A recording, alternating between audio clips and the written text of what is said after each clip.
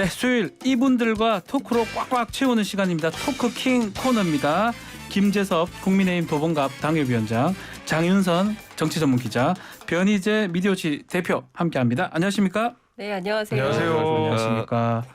태풍 잘 피해 네. 없죠? 네, 세 분 다. 수도권에는 그래서 조금 나았던 것 같은데 포항이나 너무 큰 피해가 있어가지고 복구가 좀 빨리 돼야 될 것 같은데요. 자, 저희가 앞서 인터뷰를 했던 부분입니다. 김건희 여사 논문 국민검증단에서 이제 뭐 볼 거 없이 표절이다라고 얘기하면서 뭐 통째로 그냥 베꼈다, 홈페이지 뭐 이런 거. 뭐 어떻게 우리 저 미디어치가 또 논문 저희가 많이 했었죠. 검증 기간 많이 하시니까요. 네. 어떻게 보셨습니까? 이게 이제 논문 표절이 너무 빈번해서 이제 전체적으로 한 20% 정도 표절 분량이 넘어가면 표절로 판정을 하고 20% 이하면은 아니라 이런 식으로 좀 관행화 됐는데 뭐 김건희 씨 같은 경우는 거의 한 40에서 50% 넘어간다. 이제 그래서 그런 건 이제 표절이라고 판정을 내리면 되는데 실제로 이 대학이 논문을 같이 발행을 합니다. 그러니까 김건희 논문을 국민대가 발행했다는 거는 국민대도 책임이 있어요, 논문에 대해서. 그렇기 때문에 국민대뿐이 아니라 저희가 솔직히 뭐 서울대, 뭐 연세대 우리가 다 해보면요, 웬만하면 대학이 표절을 인정 안 하려고 그래요. 저희가 한 40몇 개를 표절을 잡아서 대학에 제소했을 때 한 번 이외에는 대부분은 다 논문 표절이 아니라고 이렇게, 아니면 표절마저도 경미하다 이렇게 넘어가기 때문에 이번에 이 단체에서 뭐 정확히 짚었는데 이제는 이 대학에 맡기면 안 되겠구나, 논문 표절은. 그래서 교육부가 자체 검증할 수 있는 개정을 해라, 이 시행령을. 그래서 그게 정답인 것 같고요.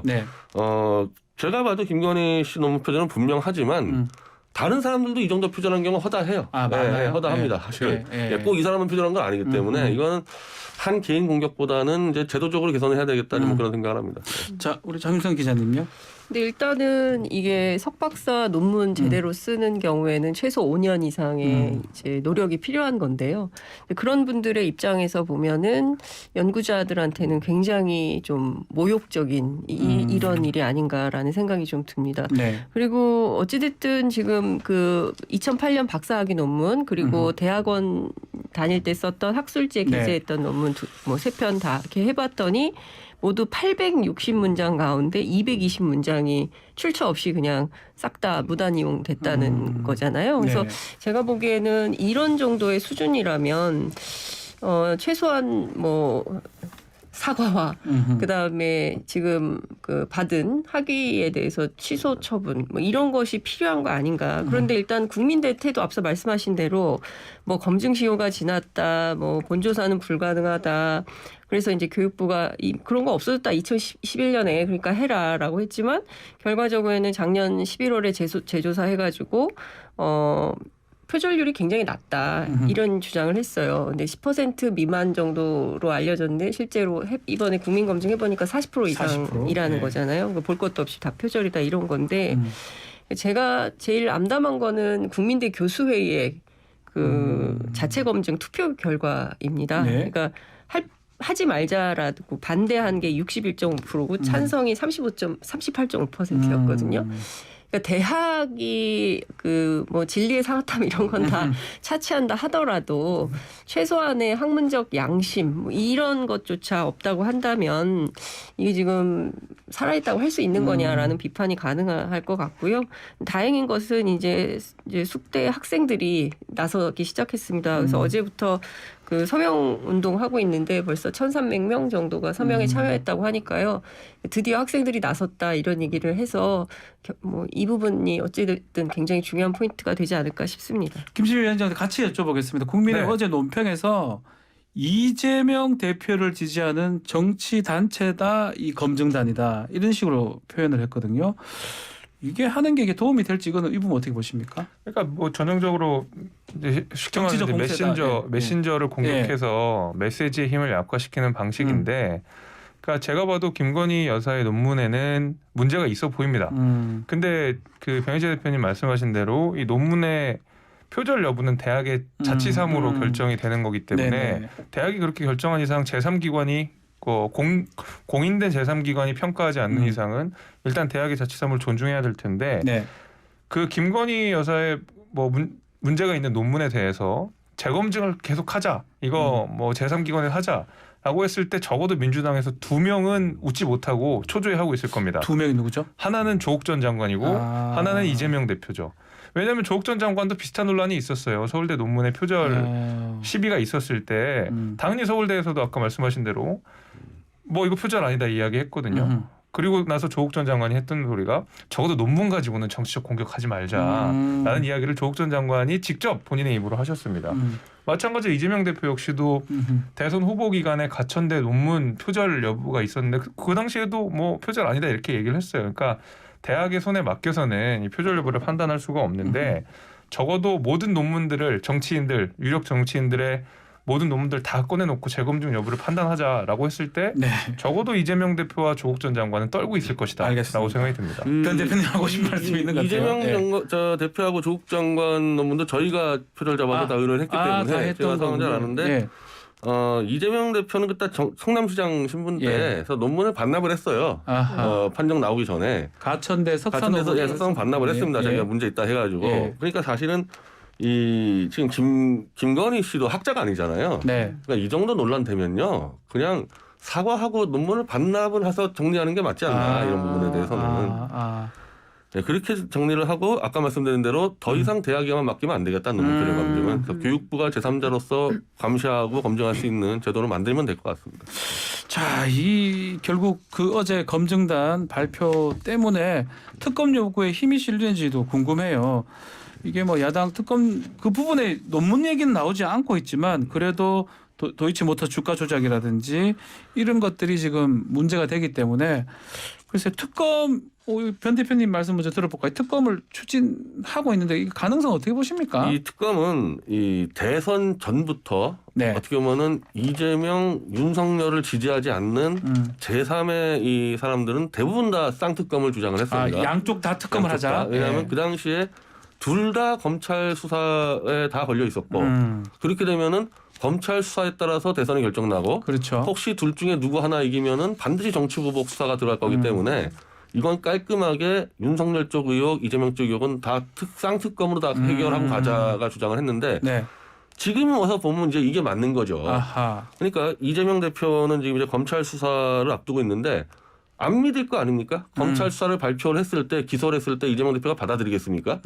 어차피 정치보복을 그럴 거고 그러니까 이재명 대표도 검찰 수사를 받을 거 없이 이재명 대표 관련돼도 특검으로 하고 지금 김건희 관련 모든 주가 조작 의혹 등등에서 수사가 안 된다고 주장을 하고 있잖아요. 그렇죠. 지금. 민주당 그러니까 주장입니다. 그것도 만약에 무혐의를 한다 해서 받아들이겠냐고요. 그래서 쌍특검으로 정리를 하는 게 원래부터 그 주장을 했었고 그게 맞는 방향인 것 같아요. 맞는 방향인데 문제 오늘 지금 민주당 특검법 발의했습니다. 의원 전원 명의로. 선이 넘어야 될 선들이 뭐 법사위도 넘어가야 되고 궁극적으로 대통령 거부권까지도 가능한 부분이잖아요. 그렇죠. 어떻게 보십니까?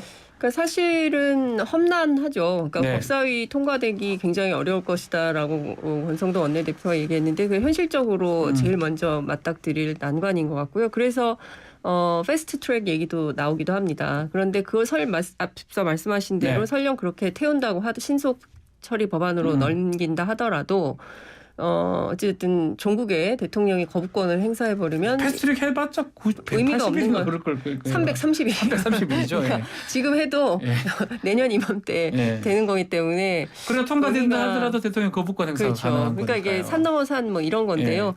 제가 보기에는 여론전인 것 같습니다. 국민 여론에 호소하는 것이죠. 그리고 지금 다른 건 몰라도 도이치모터스 주가 조작 사건과 관련해서는 검찰이 굉장히 오랫동안 수사를 했는데 발표를 안 하고 있지 않습니까? 그 딴 건에 대해서는 오히려 경찰에서 무혐의 처분해버려요. 물론 납득할 수 없는 이유들이 있긴 하지만. 근데 이제 이 사건과 관련해서는 벌써 재판이 23번이나 진행이 좀 되고 있고 그리고 뉴스타파 보도에 상세하게 나와 있지 않습니까? 실제로 거래했다는. 물론 이제 뭐 1인 매매를 한 것이기 때문에 뭐 사실과 다르다라고 대통령실에서는 반박하고 있지만 보도된 내용을 종합해보면 뭐 사세요 뭐 이렇게 실제로 발언한 게 녹취록에 나와 있지 않습니까? 이제 그런 걸 보자면 이 사건에 대해서 관계없다라고 하긴 매우 어려운 사안이죠. 그러면 이 부분에 대해서는 국민들이 뭔가 수상하다. 그리고 이제 허위 앞서 이제 우리 논문 얘기도 했지만 네. 이 문제도 그렇고요. 그렇기 때문에 국민적 의혹 때문에라도 특검을 요구하는 것이 어떤 정치적 액션으로 민주당에게는 유리한 뭐 그런 판단이 아닌가 싶습니다. 김재주 위원장님 어떻게 보십니까? 뭐 의혹이 있다 그러면 누구에게나 다 똑같이 네. 뭐 특검 적용할 수 있죠. 근데 저는 이제 민주당의 정무적 판단이라고 하는 것이 여기서 좀 뭐 별로라고 생각이 드는 이유가 네.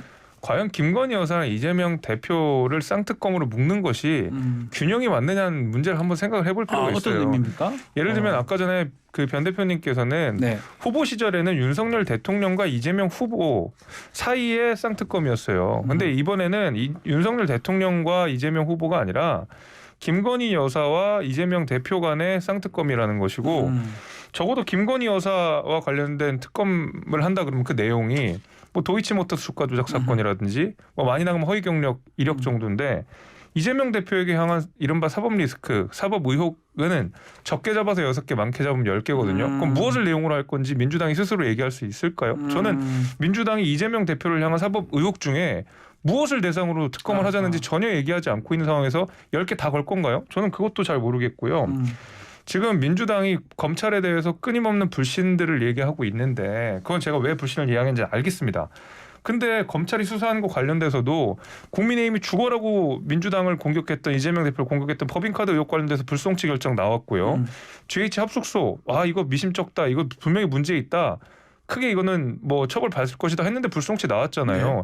그러면 이재명 대표에 향한 불송치는 검찰의 수사를 믿는 것이고 뭐 그 이재명 대표를 향한 여러 가지 수사 그다음에 그 김건희 여사의 그 사건에 대한 불송치는 못 믿겠고 그러면은 이재명 대표에 대한 불송치도 못 믿어야죠. 뭐 선택적으로 믿고 안 믿고를 결정하고 무엇을 특검의 대상으로 할지도 모르는 상황에서 그저 그냥 김건희 여사랑 쌍특검 하자라는 것은 저는 그냥 민주당의 정치적 공격 이상은 아니라고 봅니다.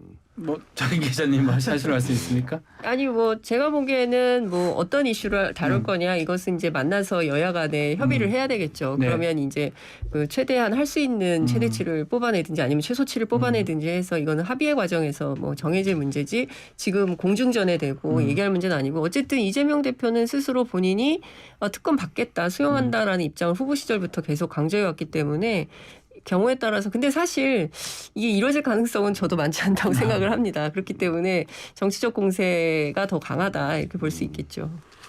원래는 이제 윤석열 이재명 구도가 이재명 김건희로 된 거는 그렇죠. 대통령으로 됐기 때문에 어차피 불소추 형사소추가 안 돼서 그런다는데 근데 그 박근혜 대통령 특검 때는 이미 그 윤석열의 특검이 이렇게 전례를 만들어 왔는데 수사는 가능하다.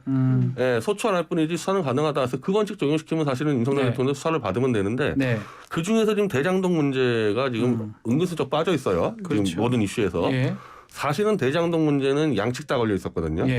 거기서 지금 박영수 이 특검에 지금 딸만 기소가 되고 박영수 그렇죠. 특검을 슬쩍 빼줬다는 지금 그런 분위기가 있고 거기에 윤석열 대통령의 집을 김만배 누나가 사줬다는 문제들이 그대로 덮여 있습니다. 그러니까 대장동이 지금 한쪽이 빠져 있으니까 대장동까지 포함해서 필요하면 윤석열 대통령도 수사까지 받으면 되는 거기 때문에 수사는 받을 수 있다고 해놨으니까 그래서 그렇게 진행을 해서 한 6개월 안에 이거는 사실은 이재명 씨가 대통령이 됐어도 이재명 대통령이 됐어도 그분도 자기 의혹을 못 털면은 대통령 수행이 어려웠던 상태였거든요. 그러니까 이건 누구 당리당략이 아니라 의혹이 있던 것들은 특검으로 양쪽이 다 털고 가는 거고 못 털면 그거는 이제 법적 책임을 져야 되는 거고 그러니까 그렇게 정리하는 게 맞는 거죠. 알겠습니다. 참 자연스럽게 이재명 대표 지금 출석 소환 얘기를 좀 이어가면 결국은 검찰 소환에 응하지 않았습니다. 이 정치 탄압이다. 자, 불출석을 선택을 해. 한편으로는 검찰이 포토라인까지 설치했다 이런 얘기도 들려요. 그런 거 봤을 때는 뭔가 나왔을 때 그 부분까지도 예상했던 것 같습니다. 어떻게 보십니까? 불출석했던 거? 제가 보기에는 이재명 대표의 불출석은 어찌됐든 본인 판단도 있었겠지만 이제 당위에 한꺼번에 결정을 한 가장 큰 이유는 일단 그 이제 서면 조사를 요구했었고 검찰에서 그리고 이제 그 서면 조사에 대해서 2건은 보냈고 한 건은 이제 전당대회 중이기 때문에 그 일정 조율을 할 수 없었는데 갑자기 소환 통보가 왔다. 뭐 이렇게 이제 얘기하는 것이 민주당의 입장인 것인데요. 그렇죠. 뭐 그것도 있지만 어찌됐든 추석 명절 앞두고 검찰의 포토라인에 서는 것 자체가 그게 이제 YTN 같은 경우는 24시간 채널이잖아요. 그렇습니다. 그러니까 예. 계속 그 그림이 나오게 되면 뉴스 채널 반복해서 나올 것 같아요. 계속 나오기 때문에 제가 보기에는 그러면은 본인 입장에서는 피의자 혹은 범죄자 뭐 이런 이제 어떤 딱지가 이미지 메이킹이 될 수 있겠다라는 판단을 했겠죠. 그래서 아하. 그런 것 때문에라도 일단 나가지 않는 게 좋겠다라는 판단을 했을 것 같고요.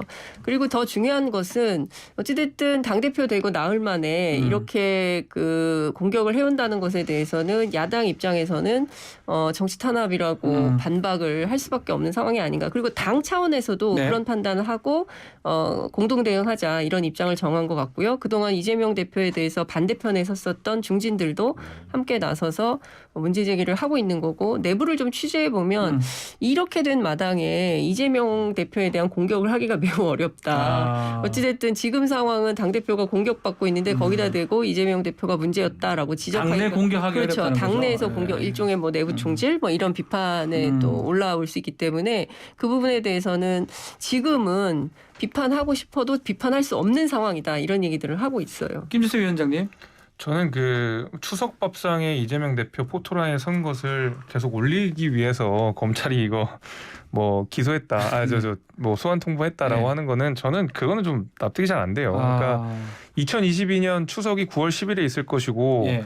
그 6개월 전에 대통령 선거가 있었을 것이고 하필이면 공소시효가 6개월밖에 안 돼가지고 9월 9일 날 만료가 되니까 그러면 9월 10일 날 추석이 있으니까 9월 9일 날 만료되는 공소시효에 맞춰서 예. 포털라인에 서서 이건 너무간 망상이고요. 저는 그래서 이제 이 적어도 그런 검찰의 그러니까 소환 시점에 대해서 논하는 것은 좀 뭐 어불성설이라고 생각이 되고 무엇보다도 이 그 공직선거법상 허위사실 공표 같은 경우에는 특정한 발언에 대해서 발언을 했냐 안 했냐 여부를 딱 그 사실관계만 파악하는 것이 아니라 그 말이 나온 맥락이라든지 정황이라든지 전후관계 같은 것들을 종합적으로 판단하게 되고 그래서 허위사실 여부를 판단을 하게 되는 것이 기존의 우리 판례의 태도이기도 하고요. 네.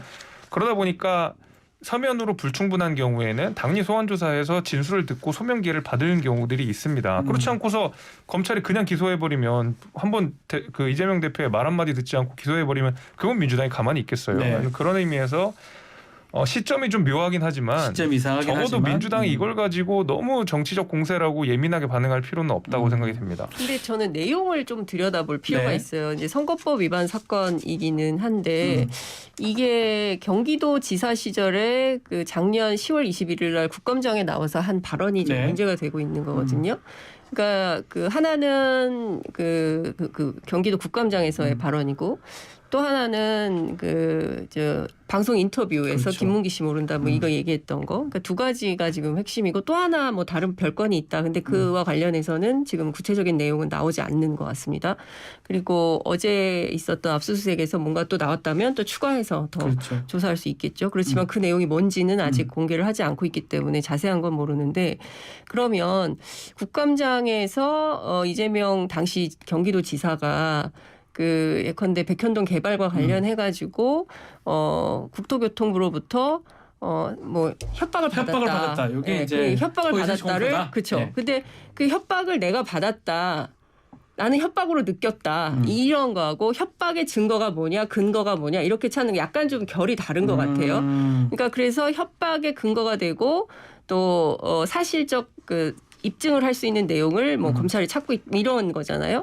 근데 사실 이게 이제 내심에 관한 것이기 때문에 이것을 처벌할 수 있냐. 그래서 변호사들한테 뭐 물어보니까 이게 무죄 날 가능성도 굉장히 높다. 그렇기 때문에 일단 기소는 해놓고 나중에 아니면 말고식으로 하는 거 아니냐. 그리고 고발 자체를 국민의힘이 했잖아요. 그렇죠. 그래서 만약에 당시에 문제가 있었다면 상임위 차원에서 국회의 증언 및 감정에 관한 법률에 따라서 그때 뭐 뭔가 소를 제기할 수도 있었는데 그때는 아무런 얘기가 없었거든요. 그러다가 1년 뒤에 지금 이 발언을 가지고 문제 삼는다? 이거는 조금 문제가 있어 보이지 않냐라는 좀 판단의 여지가 있는 것 같습니다. 다 한번 우리 변 대표님한테 한번 여쭤보고 마무리를 해야 될 것 같은데 그 다음에 불출석하니까 또 경기도 압수수색을 또 검찰이 또 했습니다. 자, 뭐 추석 민심 밥상 그 얘기도 하고 있고 이 검찰이 이게 기소를 할지 그 부분까지 다 말씀해 원래는 주십시오. 상식적으로 압수수색을 먼저 해가지고 자료를 확보한 다음에 사람을 불러야 그렇게 되는데 하는데, 예. 사람을 부르고 안 나오니까 압수수색을 했다는 약간 거는 그런 느낌입니다. 결국 이게 핵심이 아니고 사실은 지금 많이 있어요. 이재명 네. 대표 관련 이제 다른 뭐 건들도 많습니다. 성남 FC도 있고 지금 뭐 변호사 대납비도 있기 때문에 그럼 어찌 보면 이게 지금 제일 작은 건인데 이재명 대표는 제일 작은 건을 출석을 안 하지 않았습니까? 네. 그러면 성남 FC 건으로 소환하면 그때 나갈 겁니까?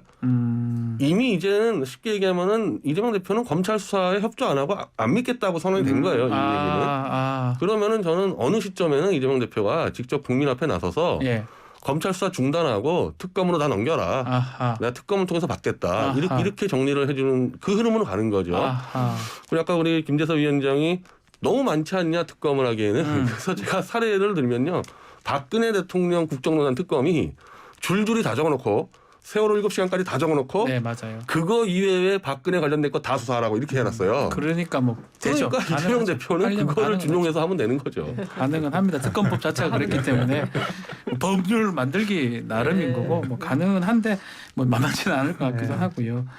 자, 참 이 민주당이 앞으로 민주당이 지금 우리 장윤선 기자 잠깐 말씀 주셨지만 단일 대우로 움직인다 이렇게 얘기했는데 뭐 조홍천 의원 같은 경우는 좀 달리 얘기 좀 한 것 같기도 하고요. 분당이나 이런 가능성도 있을까요? 어떻게 보십니까? 민주당? 지금요? 네, 앞으로. 네, 여의도 정치권에서는 끊임없이 정계 개편설이 나오기는 해요. 왜냐하면 이제 그 새칭 그 여의도에서 창당 전문가라고 하는 그런 레테르가 달려 있는 이제 김한길 전 민주당 대표가 지금 어쨌든 윤석열 정부의 국민통합위원장을 맡고 있고 또 민주당의 상당히 이제 호남 출신의 의원들이 그 위원회에서 함께 활동하고 있는 것으로 알려져 있습니다. 그렇기 때문에 지금 뭐 이준석 대표 문제도 계속 풀리지 않는 상황이고 그리고 민주당에서 이른바 이제 이재명 대표 중심으로 당이 운영되고 경우에 따라서 공천을 못 받게 될 경우에는 제3의 어떤 새로운 정당이 출현할 수밖에 없다. 뭐 이런 이제 가설은 가능한데요.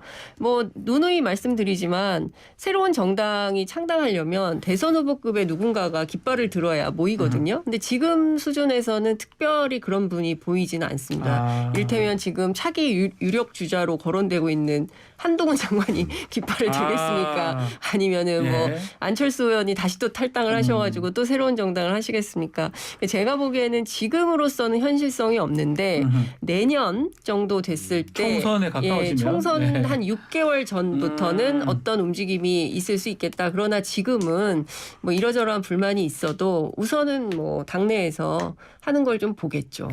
자, 자연스럽게 국민의힘 한번 여쭤보면 지금 비대위원장 박주선 전 의원 부의장이 거론되기도 하고 3명으로 이제 후보군이 압축됐다고 하는데 당내 분위기는 어떻습니까, 김재섭 위원님? 저 당내 분위기를 아는 사람이 있는지 모르겠습니다. 당내 분위기는 당내에 계신 분들도 잘 모릅니다. 그 정도입니까?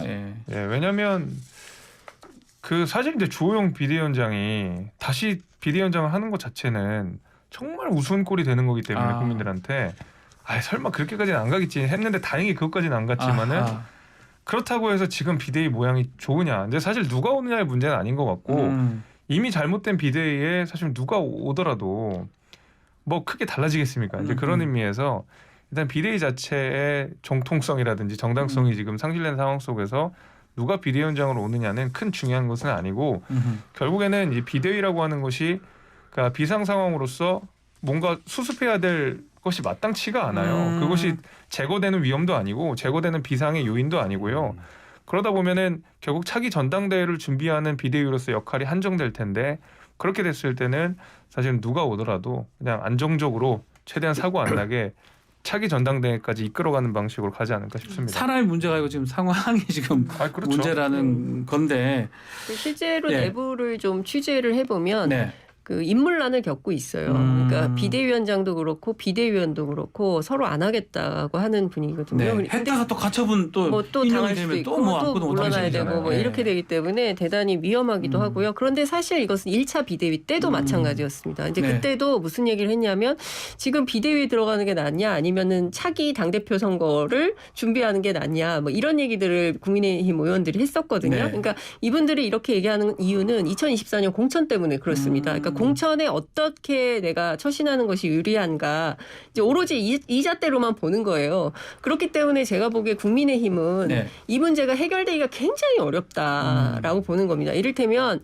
당의 위기에 빠졌고 이 당을 어떻게 하면은 민주정당으로 새로 세울 것인가에 방점이 찍혀 있는 것이 아니라 네. 내가 차기 공천에서 공천을 받느냐 안 받느냐 그 생각만 있다는 이 거예요? 생각이 가장 중요하다는 거예요. 그렇기 때문에 당이 지금 그러니까 이를테면 정상적인 당이라면 당을 먼저 생각하고 그 다음에 이제 자신을 이제 거취를 뭐 선당 후사 이런 그게 바로 그 얘기 아닙니까? 근데 사실 국민의힘은 지금 그런 분위기는 아니라는 거죠. 근데 뭐 대체로 국회의원들이 그렇긴 합니다. 네. 뭐 이게 일반적이긴 합니다만 여하튼 이제 그게 좀 더 심한 편이다 이런 말씀을 좀 드릴 수 있을 것 같고요.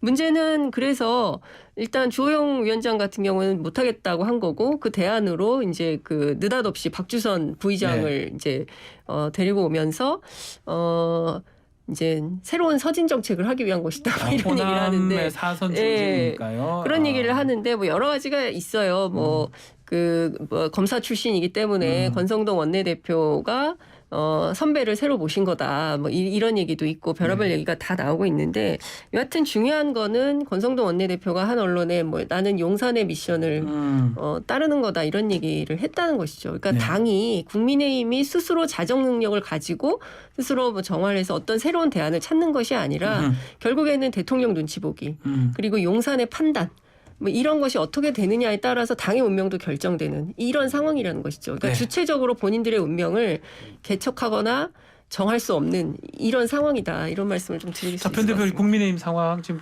되게 뭐 복잡하게 돌아갑니다. 비대위원장 새로 어제 뽑으려고요. 그 강신업 권희상 팬클럽 회장이 조만간 공화당 당명으로 신당 창당한다고 선언했는데 그분이 얘기한 게 상당히 현실화가 많이 됐기 때문에 실제로 저희가 변 대표님 그 말씀 하시길래 제가 유심히 봤는데 많이 뭐 다는 아니라도 많이 되는 것 같더라고요. 네, 그래서 그거를 좀 참고를 하면 지금 비대위원장이 박주선 전 의원이 온다는 얘기는 한마디로 호남권과 저쪽에 반 이재명 세력을 이제 안겠다라는 이제 의도가 굉장히 크고 당연히 박주선 전 의원은 김한길 이제 굉장히 가까울 수밖에 없는 사이죠. 그렇죠. 막 같이 정당 활동을 많이 했으니까. 네, 그래서 이재명 대표에 대한 이제 이 법적인 공격 플러스 그러면서 이제 야당을 공략을 해서 서진 정책 플러스 정계개편까지 머릿속에 넣고 들어오는 카드가 박주선 카드 같아요. 그러니까 지금 반대로 무슨 뭐 홍문표 의원이나 뭐 정우택 의원이나 들어오면은 좀 이선 상태로 가다가 전당대회 가는 건데 박주선 카드는 좀 다른 의미입니다. 완전 훨씬 더 이제 된다. 공세적으로 가겠다는 거 생각할 수가 있겠죠. 그렇다면 뭐 다시 한번 여쭤보면 좀 우리 세 분 다 비슷하게 제3의 세력, 신당이나 뭐 분당 아니면 제3의 정치 세력이 만들어질 수 있다. 아니 근데 원래 이게 총선 앞두고 집권 여당이 이 옷 갈아입은 경우는 굉장히 많아요. 노무현 대통령 때 열린우리당도 있었고 뭐 김영삼 정권 때도 뭐 신한국당하고 이렇게. 근데 옷을 갈아입는데 사실 지금 같은 경우는 집권 여당의 지지율이 워낙 낮기 때문에 굉장한 리스크를 감수를 해야 되는데 근데 어차피 이쪽에 있는 이 여당의 수도권이나 충청권은 지금으로서는 어렵다고 판단되면은 한번 모험을 할 수도 있는 거죠. 김재수 위원장님 혹시 공감하십니까? 당내 얘기를 딴 분들이 다 다르게 얘기를 하고 계십니다. 그러니까 그거를 저뿐만이 아니라 대부분 다 몰라요. 전혀 모르십니까? 대부분 다 모르고요. 결국에 다 점을 쳐야 되는 거잖아요. 점을 쳐야 됩니까? 그러니까 당장 내일 그러니까 오늘 오후가 무슨 일이 일어날지도 모르겠는데 왜냐하면 어제 오전만 해도 주호영 비대위원장이 하느냐 마느냐 그러면 누가 오느냐 이거를 아무도 예측하지 못했다가 갑자기 박주선 의원 이거 다 예측하지 못했던 것이거든요. 저희가 그 상상할 수 있는 범위 내에 없었던 분이었는데 그 범위에서 벗어난 사람입니다. 근데 창당까지 어떻게 우리가 내다볼 수가 있겠습니까? 그래서 저는 근데 현실적으로는 좀 굉장히 어려울 것이다 생각은 좀 들어요. 왜냐하면 특히 이제 보수 진영에서는 당이 쪼개졌다가 찬바람을 맞았던 분들이 여전히 당 안에 계시거든요. 가장 대표적으로 뭐 이준석 대표만 해도 바른정당의 창당 주역이었고 그 위에 바른미래당 새로운 보수당까지 이어지는 그 과정 속에서 제3당의 지위가 얼마나 취약한지 그것을 잘 알고 있고 이 정당이 떴다방처럼 되면 안 되잖아요. 그런 의미에서 거기에 대한 뼈저린 그 고생의 시간을 다 알고 있는 국민의힘 의원들이 새로운 정당을 만든다고 하더라도 나가지 않을 겁니다. 자, 그러면 여기 지금 알만한 주제. 지금 당내에서는 신윤핵관 또 초핵관 이런 말들이 나오고 있어요. 그거는 좀 아시죠? 신윤핵관은 이제 윤상현 의원을 가르쳐서 윤상현 의원을 말씀하신 것 같고 초회권 이제 초선들을 대상으로 네. 하는 이제 뭐 말 같은 것 같은데 그 윤상현 의원을 그 신윤회관이라고 부르는 맥락은 제가 알긴 알겠어요. 그러니까 이준석 대표가 지칭을 하기로 왜 했습니다. 그러냐면 이제 윤상현 의원 같은 경우에는 과거에 이제 박근혜 그 대통령 후보였던 당시에도 굉장히 일선에서 열심히 뛰었고 아침부터 저녁까지 선거 관리를 하면서 네. 열심히 이제 하셨던 분이었고 실제로 윤석열 대통령 후보 시절에도 캠프 내 중용을 맡진 않았었지만은 그래도 꽤 광범위하게 활동을 하셨던 걸로 알고 있습니다. 네. 그러고 나서 지금 윤핵관 중 윤핵관이 불리는 권성동, 장제원 의원이 사실상 이선 후퇴가 된 상황 속에서 그러면은 수면 아래에 있던 윤상현 의원이 이렇게 위로 올라온 것이 아니냐라는 것이 아마 이준석 대표의 생각인 것 같고요. 네. 초회권들은 이제 비대위 출범을 지지하는 초선 의원들을 말하는 것 같은데 근데 이분들의 메시지라는 게 글쎄요. 저는 뭐 초선도 아니지만 이 초선의 폐기하는 것들이 너무 안 보이지 않나 생각이 들어요. 좀 이게 안타깝다. 예를 들면 지금 중진들도 비대위 출범에 대해서 우려를 표하고 있는 상황 속에서 초선들이 나서서 그 중진들 비판하고 나서면 맞습니다. 윤리위는 과연 이것을 내부 총질이라고 판단할 것인가? 전 여기에 대한 의문이 있습니다. 자, 국민의힘. 자, 우리 장 기자님하고 한 1분 반 정도 남았는데 한번 말씀 듣고. 예. 그러니까 제가 보기에는 어찌됐든 이제 초회관이라고 불리는 분들은 윤석열 정부 그리고 윤석열 대통령의 어떤 뭐라 그래야 될까 하명 부대라고 해야 됩니까? 하명 부대요. 그러니까 이를테면은 뭐 실제로 언론 보도에 따르면 뭐 대통령께서 전화 자주 하신다는 거잖아요. 뭐 그리고 당이 좀 도와달라라고 하고 그래서 뭐 윤 대통령께서 SOS 치니까 바로 그렇게 직접적으로 막 뭐 비대위 해야 된다고 하고 막 이렇게 얘기를 했다는 건데요. 근데 저는 앞서 이제 김재섭 위원장 말씀하신 대로 그러니까 예전에는 초선의 기계 같은 게 있었어요. 그래서 당이 어려워질 때 제일 먼저 혁신에 머리띠 딱 메고 쇄신합시다 이런 걸 주도하는 게 초선이었거든요. 근데 이제는 그런 분위기가 아닌 것이죠. 오히려 중진들을 더 압도하면서 대통령의 입장의 부름에 응하려고. 이것은 저는 앞서 말씀드린 대로 이제 공천하고 맥락이 맞닿아 있다고 생각하고요. 근데 우리 국민들이 언제까지 이런 정치를 그냥 봐넘길까? 저는 오래 봐넘기진 않을 것이다라는 생각이 좀 들고요. 앞서 이제 호남신당 잠깐 말씀하셨는데 그것도 지금은 현실 가능성이 전혀 없는 뭐 그런 것 같습니다. 취재를 해보면 그렇습니다. 뭐 분위기는 있지만 잡히는 것은 없다. 시간이 다 변 대표님 하고 싶은 말씀이 좀 팍 올라오는데 매번 죄송합니다. 시간이 다 됐어요. 네, 톡쿠킹 오늘은 여기서 마무리를. 죄송합니다. 아닙니다. 톡쿠킹 제가 조절 잘 못한 것 같습니다. 자, 톡쿠킹 오늘 여기서 마무리를 하겠습니다. 김재섭, 장윤선, 변희재 대표 세 분 감사합니다. 감사합니다. 감사합니다.